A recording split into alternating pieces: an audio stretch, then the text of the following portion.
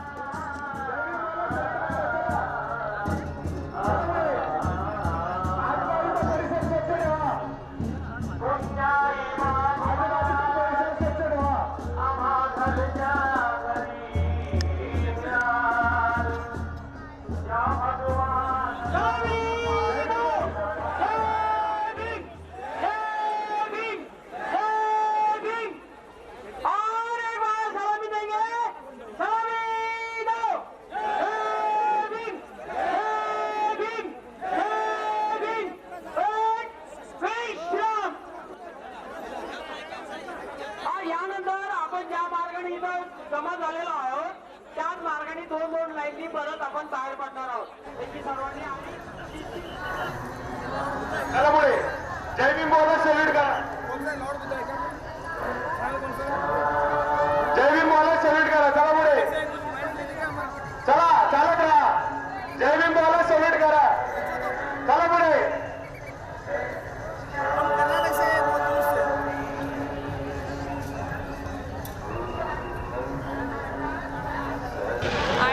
आपण इथे जे जमलेलो आहोत तो भीमा कोरेगावचा इतिहास आहे। 500 महारांनी इथल्या 25,000 पेशव्यांना कापून काढलं होतं। आपल्या स्वाभिमानाची राखण करत आपल्या अस्मितेची राखण करत त्यांनी हातात शस्त्र घेऊन त्यांना कापून काढलं होतं। हा जो इतिहास आहे हा इतिहास आपल्याला लागलेला आहे। हे जे आजूबाजूला आपल्या परिस्थिती चाललेली आहे जिथे दलित ॲट्रॉसिटीज होत आहेत, विद्यार्थ्यांना मारलं जात आहे, JNU मधल्या 15 आता रिसेंटली JNU मधल्या 15 विद्यार्थ्यांना रस्टिकेट केलेलं आहे। तर त्यांनी तिथल्या OBC स्कॉलरशिपसाठी आवाज उचलला म्हणून त्यांनी नजीब जो गायब आहे त्याच्यासाठी आवाज उचलला म्हणून त्यांनी रोहितसाठी आवाज उचलला म्हणून त्यांना रस्टिकेट केलेलं आहे। परत नाशिकमध्ये ज्या दंगली भडकलेल्या आहेत, दंगलींमध्ये 16 गावांवर हल्ले केले जात आहेत, सातारामध्ये हल्ले केले जात आहेत, लातूरमध्ये हल्ले केले जात आहेत. तर या सगळ्या हल्ल्याच्या विरोधात जनता पेटली पाहिजे, आपल्या स्वाभिमानाचं राखण केलं पाहिजे.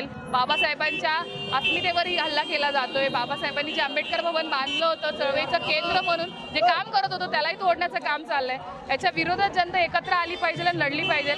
स्वतःचं अस्तित्व दाखवण्याची, स्वतःची आयडेंटिटी दाखवण्याची होती की आम्ही काहीतरी एक्झिस्ट करतो आणि आम्ही आहोत आणि आम्ही लढवत, आम्ही लढवय्ये आहोत आणि आम्ही लढू, कसेही लढू, मरून लढू या तर जगून मरू, काहीही करू.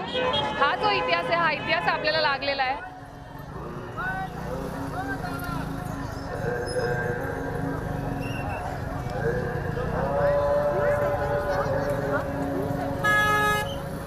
दरवर्षी इथे येऊन तुम्हाला जो स्पार्क मिळतो, you getting your spark here by visiting every year and realising that this is your history, because history creates the more history. Sir, त्यासाठी दरवर्षी इथे येणं हे खूप गरजेचं आहे.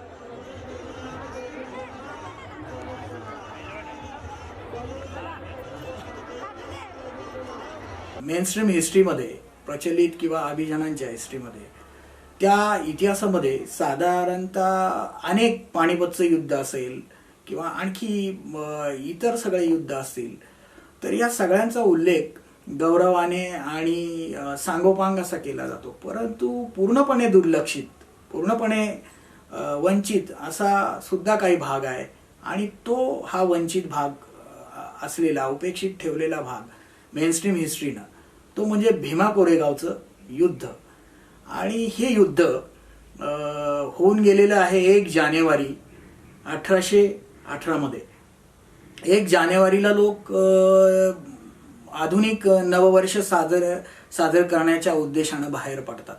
परंतु आंबेडकरी समूह जो आहे तो 1 जानेवारीला भीमा कोरेगावला आज चैत्यभूमी आणि दीक्षाभूमीसारखी एक वेगळ्या प्रकारची यात्रा करताना दिसतो. आणि ही यात्रा जी आहे ती मानवमुक्तीची, जाती अंताच्या क्रांतीची आणि संपूर्ण समुदायाला, मानव समुदायाला मुक्तीकडे नेणारं, एक स्वातंत्र्य, समता आणि बंधुतेकडे नेणारं अशी एक हजारो, लाखोच्या संख्येनं जमणारा हा जथा कोरेगावकडं वाटचाल करताना दिसतो. आणि हा जथा इथून पुढे भावी इतिहासामध्ये क्रांतीच्या वाटेवर जाणार आहे. आणि तिथं जो स्तंभ उभा गेलेला आहे कोरेगावमध्ये, तो स्तंभ जो आहे तो त्या भीमा कोरेगावच्या युद्धाची साक्ष देताना दिसतो.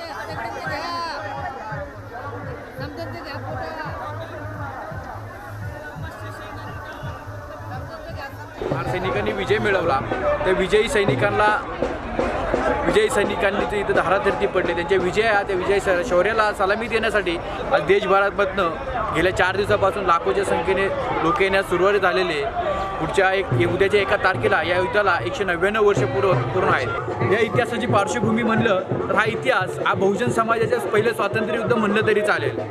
कारण या इतिहासामुळं भारतामध्ये ब्रिटिश साम्राज्य सुरुवात झालं व जे इंग्रजांचे गुलाम होते व त्यांचे जे आपण गुलाम होतो, ते आपल्या गुलामीची स्वातंत्र्याची लढाई, या स्वातंत्र्याला या लढाईपासून सुरुवात झाली. पूर्व इतिहास पाहिला असला तर महार समाज हा महाराष्ट्रातील मूळ रहिवासी असून आज महाराष्ट्र नाव हे महाराजच्या वस्तीवरनंच पडलेलं आहे. महारांमुळे त्या राष्ट्राला महारांचे राष्ट्र म्हणजे महाराष्ट्र म्हणतात. या वर्षीचा असा आमचा अंदाज आहे की जवळ 30 ते 40 लाखाच्या दरम्यानचं इथं पब्लिक इथं येऊ शकते. आणि याची सुरक्षा कशी, भीम अनुयायी जे येणार आहेत यांची सुरक्षा कशी करता येईल याच्यासाठी आम्ही विविध ठिकाणी, वेगवेगळ्या ठिकाणी आम्ही CCTVचे कॅमेऱ्याचं नियोजन केलेलं आहे, ड्रोनचं नियोजन केलेलं आहे. येणाऱ्या पब्लिकला, येणाऱ्या जे भीम अनुयायी यांच्या सुरक्षेसाठी आम्हाला आमचे जवळजवळ 3000पेक्षा जास्त असे स्वयंसेवक आम्ही तयार करू. माझी अशी इच्छा, विनंती आहे की तरुण वर्गांनी इकडं तिकडं आपला जो वेळ आहे 31 डिसेंबर इकडं तिकडं साजरी न करता या ठिकाणी येऊन आपले जे पूर्वज इथं ज्यांचं रक्त सांडलेलं आहे आणि हा जगातला क्रांतिमान असा इतिहास त्यांनी लढवय्यांनी आपल्यासाठी तयार केलेला आहे आणि आपण त्यांचं रक्त आहे तर 100% माझं असं इच्छा आहे की या सगळ्या जिथं हे जे शूरवीर इथे शहीद झालेले आहेत इथं येऊन प्रत्येकाने मानवंदना द्यावा, नतमस्तक व्हावा आणि यांना सॅल्यूट करावा अशी माझी सर्व भीम अनुयायांना विनंती आहे. भीमा कोरेगावचं प्रेरणा लाखो लोकांच्या हृदयामध्ये कोरून आहे आणि ते वेगवेगळ्या पद्धतीने ते आपापल्या पद्धतीने व्यक्त होत असतात. आणि आम्ही वेगळ्या पद्धतीने व्यक्त होत असतो मित्रांनो. अरे डोक्याला कपन आता तलाठी युद्धाला जाऊया, अरे डोक्याला कपन आता तलाठी युद्धाला जाऊया, रण मैदानी जाऊया, कोरेगाव जाऊया, भीमा कोरेगाव जाऊया, कोरेगाव जाऊया, भीमा कोरेगाव जाऊया. 2015, my editor said, listen, there is this event that happens every year where people come to commemorate this battle. Why don't you go and just see, talk to people, ask them what they think about it, all of that, write about the history of it. I said, okay. At the same time, I was also working on an article on Bajirao and Mastani because a film by Sanjay Leela Bhansali was to release in December 2015, and that was about the love story of Bajirao Peshwa and Mastani. And immediately when I was researching it, I was struck by the differences. So one was in the history itself. Bajirao Mastani is a largely fictional story made up mostly in the 19th century. The Battle of Koregaon is not. The other difference I found also around the same time was that at one level, all the histories about Bajirao were glorifying the Peshwas, were glorifying the Marathas. They were all about his hero, how he was so handsome, how he was so brave, and how he won all these battles. And the historians kept on reminding people that under the rule of the Peshwas, the Maratha Empire extended up to Delhi, and that was a matter of great pride. But even within those glorifying histories, there was mention that the Peshwas were particularly discriminatory, and they were Brahminical, and they imposed untouchability in a gravely inhuman way in their rule. मुख्य म्हणजे दुसऱ्या बाजीरावाबद्दल असं म्हटलं गेलं पाहिजे तर तो चांगला योद्धा होता की नाही याच्यावर खूप मोठा संशोधनाचा विषय आहे. बाजीराव हा अत्यंत रंगेल, अत्यंत उर्मट आणि त्रास देणारा राज्यकर्ता म्हणून पेशवाईमध्ये त्याची नोंद झालेली आहे. त्याच्यामध्ये जातीय संदर्भ आहे, त्याच्यामध्ये लिंगभावाचा अर्थात स्त्री पुरुषाचा किंवा स्त्रियांच्या शोषणाचा संदर्भ येतो, हे देखील लक्षात घेतलं पाहिजे. राज्याने राबवलेले जे धोरणं होते ती धोरणं धर्मशास्त्रीय आधारावर अत्यंत शोषणाची विषमतेची होती. शेतकऱ्यांवर मोठ्या प्रमाणामध्ये कर लादलेले होते, शेतकऱ्यांचं शोषण चालू होतं आणि उरलेला सगळा पैसा असं म्हटलं जायचं पर्वतीच्या पायथ्याशी ब्राह्मणांना दान म्हणून, ज्याला रमणा केली जायची, आणि राज्यकर्ते लोकांच्या हिताकडे लक्ष देण्याऐवजी ते अत्यंत रंगेल पद्धतीनं बावनखणीत रमलेले असायचे की ज्याच्यामध्ये लावण्यांचे कार्यक्रम चालायचे. आणि स्वतः बाजीरावाबद्दल असं म्हटलं जातं की बाजीराव हा तलावात उतरून स्वतःला कृष्ण समजायचा आणि वेगवेगळ्या सरदारांच्या स्त्रियांची मागणी करून तो त्यामध्ये न्हात असे. पेशव्यांच्या राज्यामध्ये खूप लोक असं म्हणतात की महाराजांच्या गळ्यात मडकं बांधलेलं नव्हतं, त्यांच्या पाठीला खराटा बांधलेला नव्हता, रस्ता झाडत जावं म्हणून. त्यांची सावली लांब पडते सकाळी आणि संध्याकाळी म्हणून त्यांना दुपारीच फिरण्याची मुभा होती. आणि समोरनं कोणी वरच्या जातीतला किंवा ब्राह्मण आला असता त्याने खाली बसायचं, ती सावली आपल्या पायाखालीच ठेवायची. आणि त्याला पाण्याची सोय नव्हती, पाण्याची आणि निर्वाहाची सोय नव्हती. अत्यंत जनावरांनाही वाईट वाटेल अशा पद्धतीची जी वागणूक होती ती ह्या दलित समाजाला, पूर्वाश्रमीच्या आश्विष समाजाला मिळत होती. याचे सुद्धा दाखले देण्यात आलेले. कारण मुक्ता साळवेचा जो निबंध आहे, जो ऐतिहासिक महत्त्वपूर्ण असा दस्तऐवज आहे, त्या मुक्ता साळवेच्या निबंधामध्ये जी ही महात्मा फुल्यांची चौथ्या इयत्तेतली शिष्य आहे मुक्ता साळवे, हे देखील सांगताना दिसते की हा दुसरा जो बाजीराव आहे हा किती जुलमी आहे की महारा मांगाचे शीर कापून तो चेंडू चेंडू म्हणून गुल टेकडीवर खेळताना दिसतोय. आणि याला दुजोरा देणारे जोशींची पुस्तकं असतील किंवा बॉम्बे हिस्टॉरिकल रेकॉर्ड्स असतील, बॉम्बे गॅझेटियर्स असतील, याच्यामध्ये त्याच्या नोंदी आलेल्या आहेत. हे सगळं जे काही आपण चित्र बघतोय हे इतकं वाईट आहे की जगाच्या इतिहासामध्ये साधं पाणी मिळू न देणं आणि माणसाच्या सावलीचा विटाळ होणं आणि त्याच्या स्पर्शाचं देखील विटाळ होणं, हे असं चित्र जगामध्ये गुलामगिरीच्या पातळीवरचं अत्यंत भयंकर चित्र आहे. हे सगळे कारण ह्या लढाई मागे उभे होते.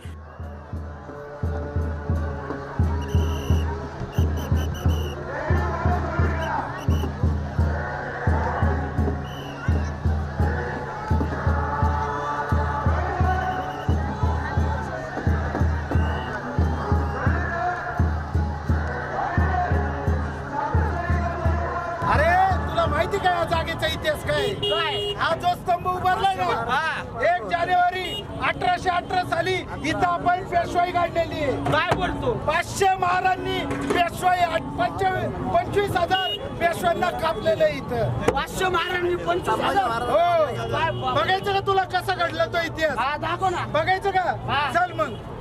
आपल्या गळ्यात मडकं तसंच राहणार का महाराज? आपल्या स्वाभिमानाची लढाई आता आपल्यालाच लढली पाहिजे. उभा राहा. ऐका कशा लढल्या त्या महार 500 महार कशा लढले 28,000 पेशव्यांविरुद्ध.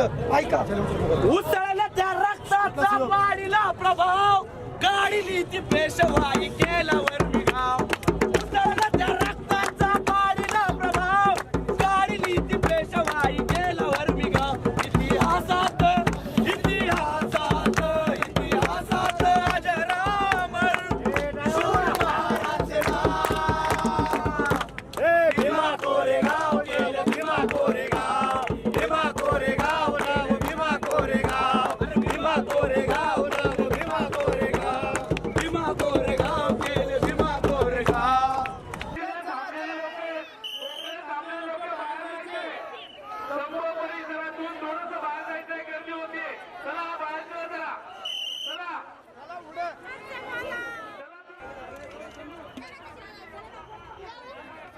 उपलब्ध असणाऱ्या चांगल्या बंदुका, तलवारी, प्रशिक्षित घोडेस्वार आणि कसलेले सरदार, ज्याच्यामध्ये बापू गोखलेंचा उल्लेख करता येतो, ज्याच्यामध्ये विंचुरकरांचा, घोरपडे आणि पेशव्यांमधले स्वतः बाजीराव दुसरे, हे सगळे सामील होते आणि यांनी इंग्रजांवर त्या काळामध्ये हल्ला करायचा ठरवला.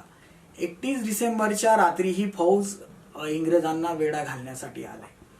त्यावेळेस इंग्रजांची फौज ही शिरूर जवळ होती आणि शिरूरमध्ये इंग्रजांचे स्वतःचे फक्त 300 असे सैनिक होते.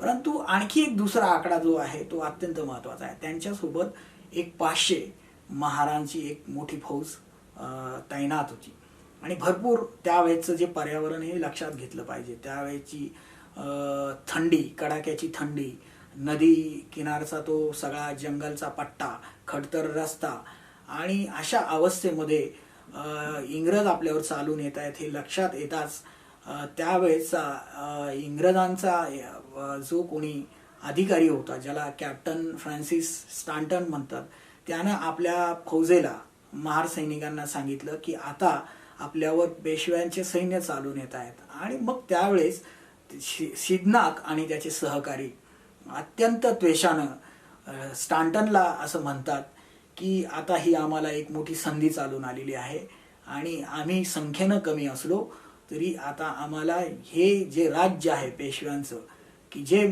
मानवतेला काळिमा फासणारं आहे आणि एका समुदायाला धर्मशास्त्राच्या आधारे गुलाम करतं, असं स्टेट उधळून लावण्याचं, नष्ट करण्याचं एक आमचे जे स्वप्न आहे ते साकार होण्यासाठी ही संधी चालून आलेली आहे. परिस्थिती किती प्रतिकूल असू दे, किती वाईट असू दे, बिकट असू दे, आम्ही तयार आहोत.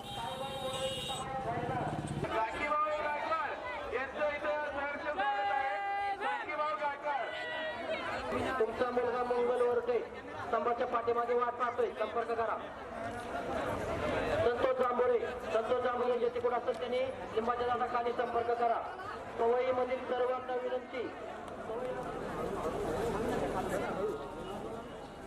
तुला आमच्या बरोबर बसता येणार नाही पंक्तीला. सिद्धनाथ म्हणाला का तू शूद्र आहेस. अरे आपण लढायला बरोबर असो, मरायला बरोबर असो, पण पंक्तीला एकत्रित आपल्याला बसता येणार नाही. सिद्धनाथ पेशव्यांच्याकडे गेला. पेशव्यांच्या समोर त्यानं आपलं म्हणणं मांडलं. पेशव्यांनी सुद्धा सांगितलं, सिद्धनाथ तुला आमच्या बरोबर पंक्तीला बसता येणार नाही.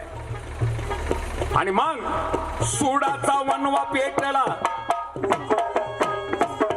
सुडाचा वनवा पेटला, सिद्धनाथाला आली ती धार तलवारीला. पेशव्या संगे लढण्याला वर्ण भेदाची चीड त्याला.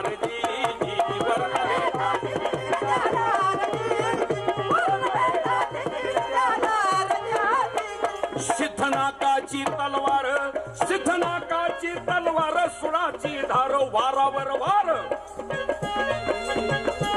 सिद्धनाकाची तलवार वारावर वार करीत संहार.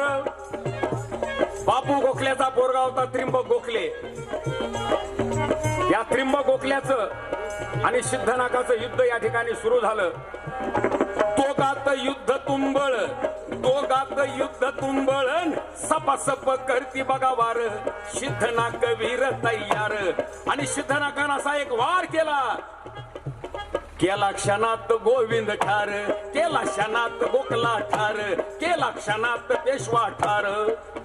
500 महार सैनिक होते आणि पेशव्यांचं सैन्य 28,000 होत.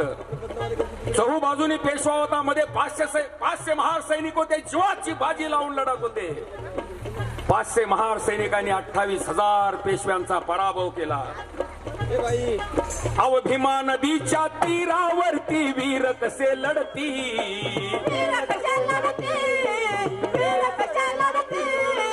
पोती पुराण भविष्यवाणी, अव पोती पुराण भविष्यवाणी खोटी मग ठरती.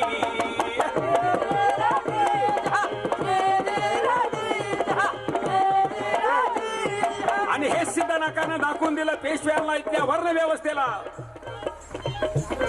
अवमानुस असूनी, अवमानुस असूनी, अवमानुस असूनी आमास छळले, अवमानुस असूनी आमास छळले. धर्म कुठे होता र तुमचा, अन काळानेच सूड घेतला, अरे काळानेच सूड घेतला. दोष आमचा नव्हता.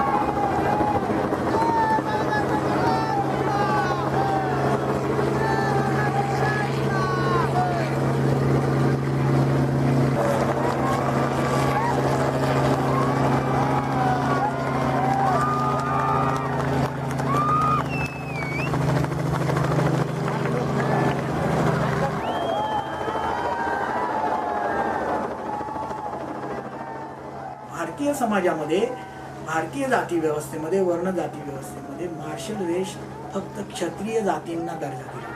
युरोपामध्ये ती वर्गीय समाजामध्ये मार्शल रेस हा जातीने बांधलेला नाही. तो असा आहे की भारतीय समुदायामध्ये जाती व्यवस्थेमध्ये जे क्षत्रिय जाती आहेत त्याच फक्त युद्ध करण्याच्या लायकीच्या आहेत आणि ही जात जन्मानं ठरते. जे शूद्र आहेत, अतिशूद्र आहेत, या जाती क्षत्रिय नाहीत. छत्रपती शिवाजी महाराज आणि त्यांचं सैन्य शूद्र आणि अतिशूद्रांचं होतं. अतिशूद्रांमध्ये अस्पृश्यांचा समावेश होतो आणि अस्पृश्यांना कधीही शस्त्र धारण करण्याचा अधिकार नाही आहे. जाती व्यवस्था टिकून ठेवण्यासाठी विद्येचे अधिकार नाकारणं आणि शस्त्र हातीनं घेऊ देणं ही अत्यंत महत्त्वाची गोष्ट आहे. मला कमांडर इन आर्मी त्या काळातील ईस्ट इंडिया कंपनीचे जे कोणी रॉबर्ट नावाचे ग्रस्त होते ऑफिसर मोठे, त्यांनी मार्शल रेस थिअरी मांडलेली आहे. त्यांचं असं म्हणणं आहे की महार ही जमात मार्शल रेसमध्ये आपण समाविष्ट केली पाहिजे. खरं तर मी मुद्दाम आपल्याला सांगेल की बॉम्बे इन्फंट्री जी आहे, नेटिव्ह इन्फंट्री जी आहे, तिच्यामध्ये महारांचा समावेश सर्वात अगोदर आहे आणि नंतरच ती महार रेजिमेंट म्हणून पुढे आलेली दिसते. त्याच्यानंतर मग बाकीच्या सगळ्या रेजिमेंट आलेल्या आहेत, ज्याला आपण शीख रेजिमेंट म्हणू, राजपूत रेजिमेंट म्हणू, त्याच्यानंतर गोरखा रेजिमेंट म्हणू आणि मराठा देखील. सर्वात पहिल्यांदा महार रेजिमेंट इंग्रजांच्या फौजेमध्ये, आर्मीमध्ये उभे राहण्यामागं सुद्धा इथली वेगवेगळी सामाजिक, आर्थिक आणि लष्करी कारणं आहेत, ही देखील आपण लक्षात घेतली पाहिजे. या ठिकाणी महाराजे म्हणजे माजी सैनिक यांची सलामीचा कार्यक्रम या ठिकाणी होणार आहे, त्यांना जागा करून द्यायची आहे. आपल्याला विनंती, आपण या ठिकाणी सर्वांनी समोर यायचे, पुढे चला. या ठिकाणी सर्वांनी पुढे चला. सावधान, बारदाम सुरू करेंगे, शुरू कर. वीर भारत की मानक हम है, महान सैनिक हम महान सैनिक को अधिकार, वरुण रंग का ध्वज है नारा, सैनिक शक्ति प्रबल का सैनिक शक्ति प्रबल का लेना उजाड़ है हमारा, सेवक है सैनिक वर है, लुटता सिर दया के घर है, मातृभूमि सेवा हित करते, मातृभूमि सेवा हित करते, हम कर सम वीर भारत के बालक हम है, महान सैनिक हम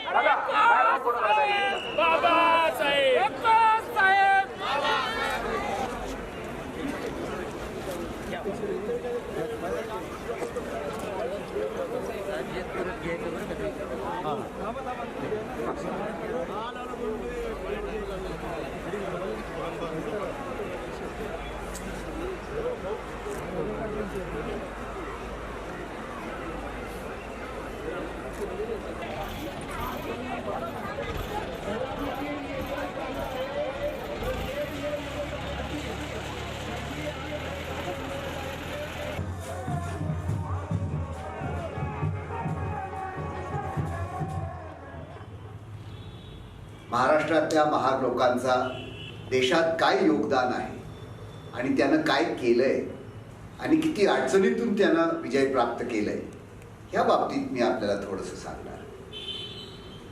माझे वडील लेफ्टनंट जनरल शंकरराव पांडुरंग पाटील थोरात महार रेजिमेंटचे पहिले कर्नल होते. जे रेजिमेंट स्वतः त्या माणसाला देते ज्याचा नेतृत्व त्यांना हवा असतो. इंग्रजी सरकारनं काही लोकांना शूरवीर म्हणून उपाधी दिली, उदाहरणार्थ राजपूत, मराठे, आणि जे रेजिमेंट्स उभा केल्या गेल्या ते ह्या बेसिसवर होत्या, क्लास बेसिसवर. And as a result, the recruitment of the Mahars was stopped. But the Mahars were not beaten. त्यांचे जे leaders होते, they fought for the reintroduction of the Mahars in the British Army. आपल्याला एखाद्या वेळेस माहीत नसेल की ह्या काळात महारांचं नेतृत्व सुभेदार मेजर रामजी मालोजी सकपाळ यानं केलं. आणि सुभेदार मेजर रामजी मालोजी सकपाळ आदरणीय डॉक्टर बाबासाहेब आंबेडकरांचे वडील होते. या लोकांना जस्टिस रानडेंच्या मदतीनं एक मेमोरंडम ड्राफ्ट केला आणि फार लढाई केल्यानंतर महारांची पहिली रेजिमेंट 111 महार ही रेज झाली 1917 साली. 1922 मध्ये या रेजिमेंटला खालसा करण्यात आला. पण पुन्हा ह्यावेळी डॉक्टर आंबेडकरांना स्वतः नेतृत्व घेतला आणि हा लढा सुरू केला. पहिली बटालियन महारांची बाबासाहेबांच्या परिश्रमामुळे 1941 मध्ये रेज झाली. स्वातंत्र्यानंतर माझ्या वडिलांच्या नेतृत्वाखाली ह्या महारांची एक तुकडी भारताची पहिली शांती सेना कोरियामध्ये गेली.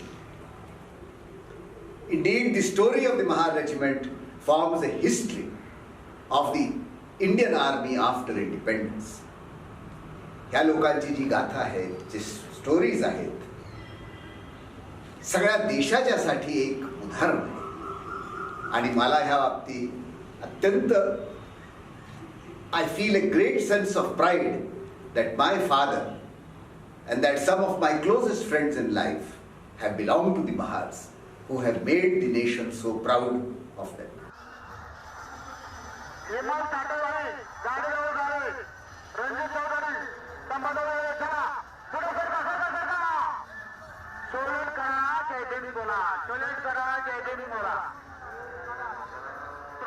आणि या कालखंडामध्ये आर्मीमधून, रेल्वेच्या नोकरीमधून किंवा शिक्षणामधून एक जो मोठा अस्पृश्य समुदाय, विशेषतः महार समुदाय जो पुढं आहे महाराष्ट्रामध्ये, त्याच्यामधून नेतृत्व उभारताना दिसत आहे. आणि हे नेतृत्व गोपाळ बाबा वलंगकरांच्या नावानं पुढे येतं. गोपाळ बाबा हे माजी सैनिक होते महार रेजिमेंटचे, हे देखील लक्षात घेतलं पाहिजे. बाबासाहेब आंबेडकरांचा उदय देखील असाच आहे.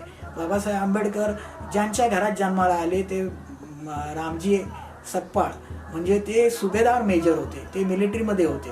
ही जी काही सैनिकी परंपरा महार जातीमध्ये राहिली, याच्यातनंच बाबासाहेब आंबेडकरांना काही लढवाये कार्यकर्ते मिळाले. बाबासाहेब हे पहिल्यांदा माझ्या माहितीप्रमाणे 1 जानेवारी 1927 साली भीमा कोरेगावला आले. त्यांना आणण्यामध्ये सर्वात मोठा भाग असं म्हटलं जातं शिवराम जानबा कांबळे यांचा होता. आणि त्यांनी माणसं जमवली आणि बाबासाहेबांना तिथं आणलं. बाबासाहेब तिथं आल्यानंतर त्यांनी मानवंदना दिली आणि मग त्यांनी तिथं भाषणही केलं. आणि ते भाषण करताना सांगितलं की आम्ही कायम गुलाम राहिलेलो नाही, आम्ही गुलाम म्हणून नाही. आणि मग त्यांनी मार्शल रेसपासून तर आम्ही लढवय्ये जमात कशी आहोत याच्याबद्दलचे सगळे दाखले दिले.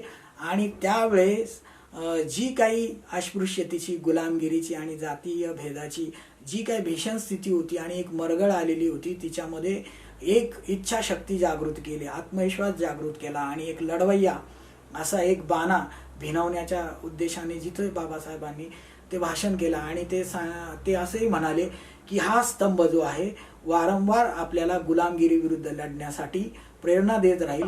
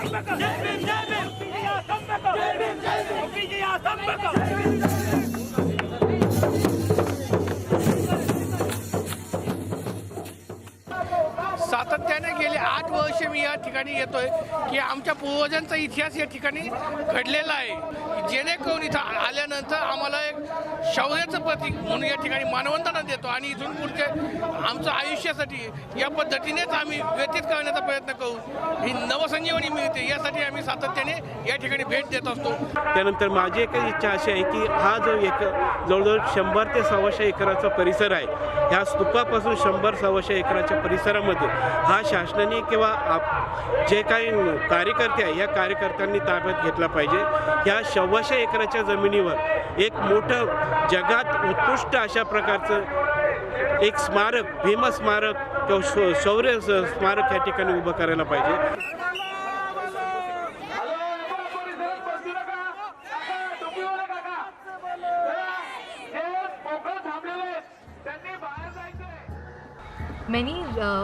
For many people out there, the coming to commemorate the Battle of Koregaon was in a way affirming their own history, their own sense of pride in what makes them who they are.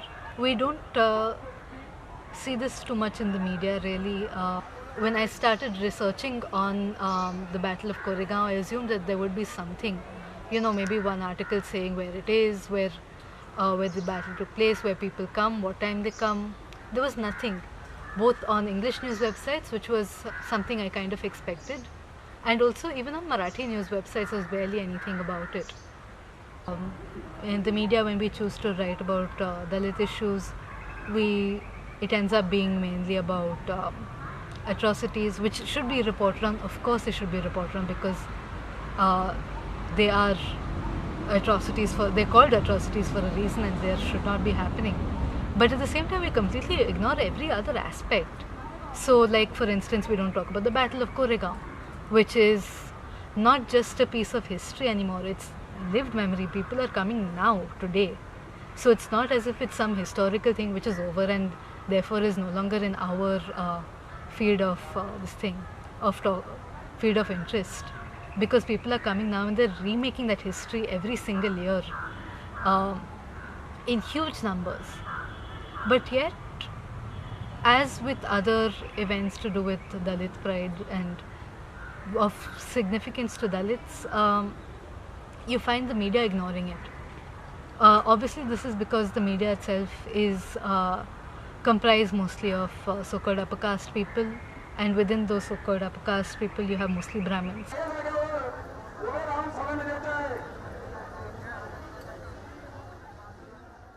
अलीकडं वेगवेगळे जे social media असतील किंवा नवीनच आता संशोधक जन्माला यायला लागलेले आहेत, आणि हे संशोधक असं सांगतायत की भीमा कोरेगावचं युद्ध झालंच नाही आणि भीमा कोरेगावच्या युद्धामध्ये पेशवे हरलेच नाही, आणि त्याचबरोबर जर युद्ध झालंच असेल तर हे पाचशे महार आणि इतर जे लढणारे लोक होते ते इंग्रजांच्या बाजूने लढले, म्हणजे ते ह्या देशाचे गद्दार होते, देशद्रोही होते. तर देशद्रोहाच्या आणि देशप्रेमाच्या किंवा राष्ट्रवादाच्या या संकल्पना देखील इतिहासात नीट तपासून घेतल्या पाहिजे. अर्थातच राष्ट्रवाद आणि राष्ट्रराज्याची संकल्पना ही आधुनिक आहे इतिहासामध्ये. ती राष्ट्रवादाची गुंतागुंतीची संकल्पना जर का आपण जो भारत म्हणून राष्ट्र उभा राहिलेला नाही आहे मध्ययुगामध्ये, जेव्हा जातींचे पुंजके ह्या भारतीय उपखंडात असतात तेव्हा त्याला नॅशनॅलिटी कशी प्राप्त होऊ शकते. फुल्यांनी एकमय लोक म्हणजे नॅशनॅलिटी असा जो काँग्रेसला सवाल केलेला आहे, आणि बाबासाहेब आंबेडकरांनी जो राष्ट्रवाद मांडलेला आहे तो अर्थातच बाबासाहेब आंबेडकरांचा, फुल्यांचा, शाहूंचा राष्ट्रवाद जो आहे तो सामाजिक एकतेतनं येतो.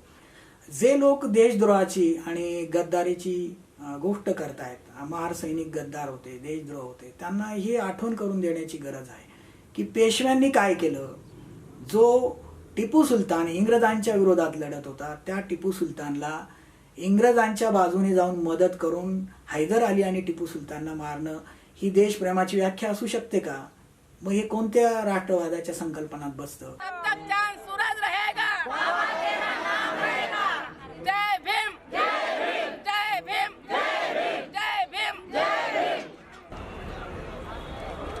परेड सावधान, परेड विश्राम, परेड सावधान.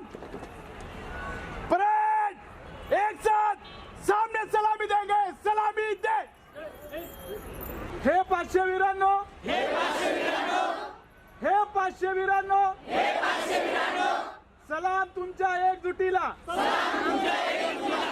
In the present scenario, we see in the universities so much discrimination is there based on our caste. This is a part of an elimination process where we are not able to get our basic rights. We are facing this type of discrimination from not 100 years or 150 years. It's almost 3,000 years. We need to come together and we need to fight against these practices and the discrimination created by this the upper caste Brahminical society. So we have to take inspiration from these Mahars who have fought against these people. कोण बोलते शिक्षण भेटत नाही भाऊ? माझी संघटना शिक्षण देते, न्याय देते माझ्या समाजातील लोकांना. माझी संघटना एक वेळ बाबासाहेब म्हणले होते की शिक्षण हे वाघिणीचं दूध आहे, जो तो प्राशर करेल तो गुरगुरल्याशिवाय राहणार नाही. हे ब्रीद वाक्य आम्ही लक्षात ठेवून आम्ही आमच्या समाजातील प्रत्येक मुलास, प्रत्येक मुलीस आणि अक्षुत असलेल्या प्रत्येक नागरिकास माझी संघटना शिक्षण देते. कळलं का? लढतोय, आम्ही लढतोय शिक्षणासाठी. स्कॉलरशिप देते, वह्या पुस्तकं देते. विचार लढतोय. अरे दादा, मी आणि माझी संघटना पण लढते. बाबासाहेबांचं स्वप्न होतं 18 पगड जाती एकत्र आणायच्या, बहुजन समाज एकत्र आणायचा. मी ते काम करतोय. समाज एकीसाठी मी लढतोय. तुम्ही लढतोय. 5 वर्ष झालं मी लढतोय खैरलांजीचा मुद्दा घेऊन जाती अन्याय अत्याचार थांबवण्यासाठी. बरं मग आणि तू बोलतो लढत नाही राव. लढतोय की आम्ही सगळे. खरंय गाड्या. मग येतोय बस घेऊन लढतोय. तू संविधान घेऊन तुम चालू आहे. तो शिक्षणासाठी लढतोय, तो स्कॉलरशिप साठी. अरे ते 500 महाराज सुद्धा एक मडक्यासाठी लढलं असतं, एक झाडूसाठी लढलं असतं, एक जमिनीसाठी लढलं असतं आणि एक पाण्यासाठी जर लढलं असतं तर आज तुम्ही इथं आले असते का? सर ना आलो. जर असे तुम्ही गटातटामध्ये विभागले असते तर मग आता काय केलं पाहिजे? कुठे आहे तो लढा? आपला लढा कुठे माहितीये का? लढा काय होता? बाबासाहेबांनी दिलेला लढा. आणि ऐका, लढा आमचा न्यायासाठी, लढा आमचा हक्कासाठी, लढा कष्टकऱ्यांसाठी, झोपडीत राहणाऱ्या माझ्या बहिणीसाठी, राबणाऱ्या माझ्या भावासाठी. तुला ऐकलं बा पोरांनीच तुझ्या दारूच्या एका गोटासाठी र बाबर माया, दारूच्या एका गोटासाठी र बाबर माया, दारूच्या एका गोटासाठी.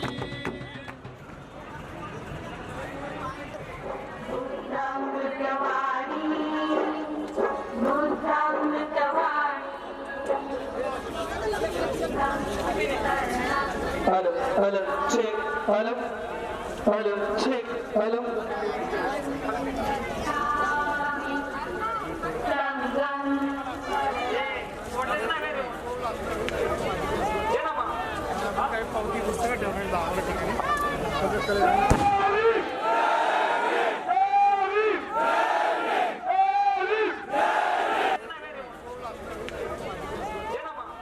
ये ब्राह्मणवाद, पूंजीवाद अपने मन में आकर के राज करता है.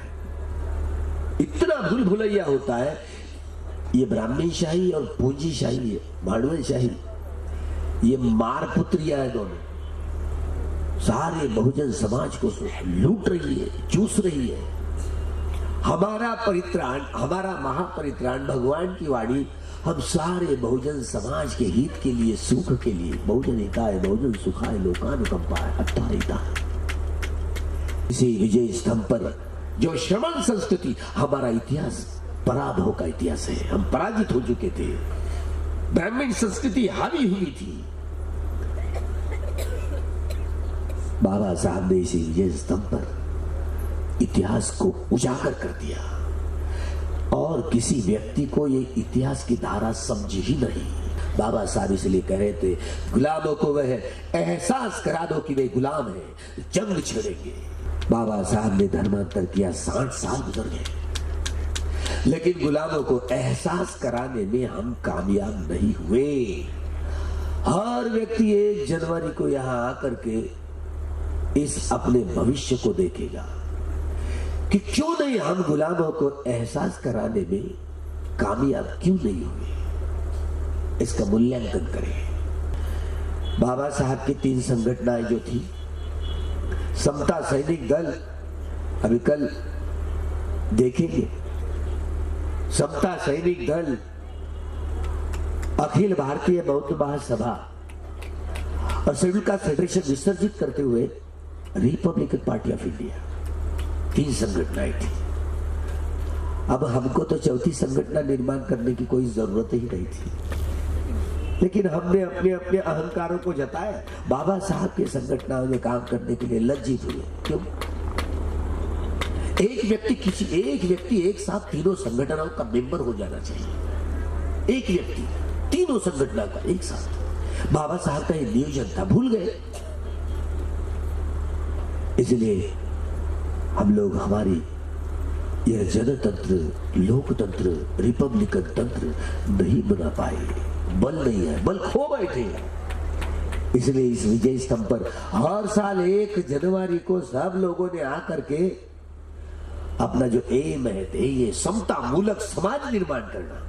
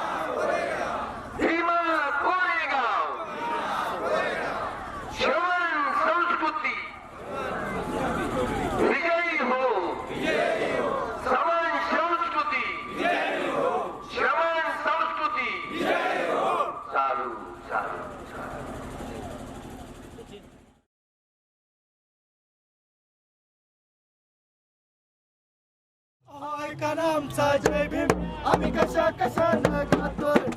ऐका ना आमचा जय भीम, आम्ही कशा कशानं गातोय. सिटीसाठी आम्ही गल्ली बोळावर रडतोय. सिटीसाठी आम्ही गल्ली बोळावर रडतोय. ऐका ना आमचा जय भीम, आम्ही कशा कशानं गातोय. ऐका ना आमचा जय भीम, आम्ही कशा कशानं गातोय. समाज एकीसाठी आम्ही रस्त्यावर